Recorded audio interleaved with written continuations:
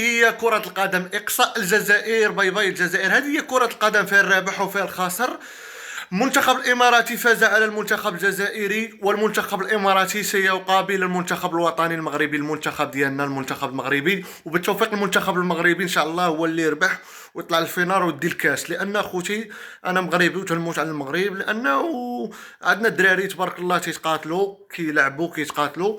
وكما كتشوفوا الجزائر تقصات. هذه هي كرة القدم، هذه هي لعبة كرة القدم، فيها الرابح وفيها الخاسر. وان شاء الله بالتوفيق للمنتخب الوطني المغربي، ان شاء الله نجيبوا اللقب ديال كاس العرب. وموراها غنتنظم عندنا كاس افريقيا اللي نهار 21 افتتاح، حتى هو نجيبوا. علاش لا ما نجيبوش الكاس ديالنا وكل شيء يفرح ونتفرجوا ونتمتعوا بهذه كرة القدم. وتحياتي للجماهير المغربيه من طنجة حتى للقويره، وديما مغرب وديما مغرب وديما مغرب وديما مغرب. وتحياتي كما كتشوفوا المنتخب الوطني المغربي سيواجه الامارات، وان شاء الله الفوز للمنتخب المغربي.